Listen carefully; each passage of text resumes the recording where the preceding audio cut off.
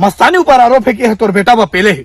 अब पूछे कहा थे कि तोर बेटा मोला पेले है तो मैं तोर बा पेले है मन नहीं जानन कुछ। तो भाई लोग हो हमारे छत्तीसगढ़ में आज के डेट में कलाकार और टैलेंट बाज के कोई कमी नहीं होवे। अभी भैया भौजिल देख लो फेमस होए बर का नहीं का करत है। तय मन अपन वीडियो में ऐसे गुदगुदाथे कि एकर गाड़ी है गाड़ी नहीं लगे। अब एकरे वजह से सोशल मीडिया में एकर वीडियो मन ला काफी मजा और दुलार मिलत हवे। तो भाई लोग सबसे पहले हमन तो एकर वीडियो ला देखथन।